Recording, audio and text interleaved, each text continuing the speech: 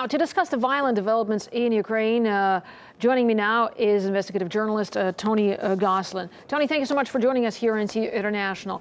Well, Kyiv says that by using military force in the east, it's protecting people from terrorists. I mean, is this the right word to describe the anti-government forces there? Well, suddenly the protesters have become terrorists, haven't they? Yes, of course, they're armed, but then actually towards the end of the Maidan protests, they were armed as well, stormed the Parliament building. But I mean, if the new government is going to send in tanks, we have to wonder what would have happened if Yanukovych had sent in the tanks to the Maidan protests earlier this year. I mean, a lot of the focus has been on eastern Ukraine. I would like to see a little bit more from what's going on in western Ukraine, because we've had some horrendous anti-Semitic attacks, fire bombs near Lviv, and Nazi symbols and slogans painted on synagogues in Odessa. You know, there's a lot of spin, it seems, and there's one of the things I've dug out recently is that there is this thing called the Ukrainian Crisis Media Center in Kiev, which a lot of the Western media are accessing. Actually, what it is just a public relations firm, and the question has to be who's paying for those public relations. Those of the Western media seem to really like this place.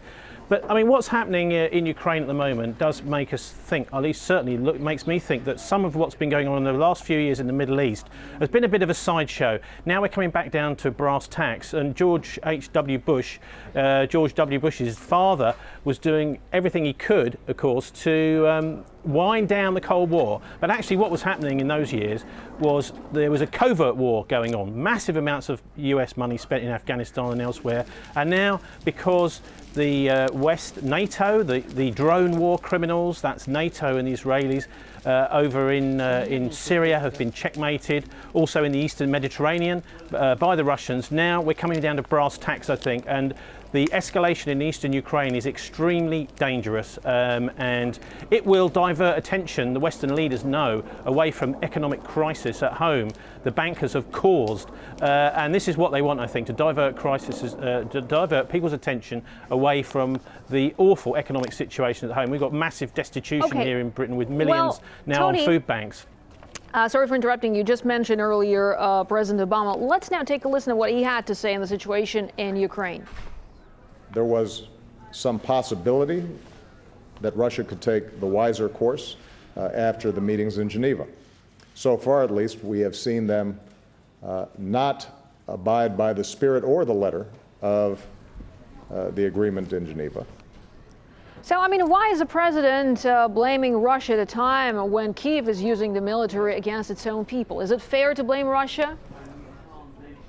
Well, of course not. He doesn't seem to have read the Geneva Agreement, which talks about all illegitimate occupiers of the Ukrainian buildings and Ukrainian system leaving. You know, it's a really difficult situation now. What we need to see, of course, is some kind of democratic process kick in. Now, I'm not sure that the presidential elections, the elections that are due for May, are going to work, because you've got such massive differences right across east and western Ukraine. Almost all the provinces seem to have a different way of doing things. So how that is going to work, I really don't know. But we have to remember that the right sector, the far right, NATO has had very deep connections, NATO intelligence in Brussels, with these people for decades. Through Operation Gladio, NATO has been working with fascist groups right across Eastern Europe. And I actually look at the new government as actually being a kind of NATO government in disguise. Yes, NATO troops aren't yet, it seems, actually in Ukraine, but Obama really does need to make sure that he gets rid of any kind of illegitimate government. How are we going to kick in some democracy is very difficult to tell.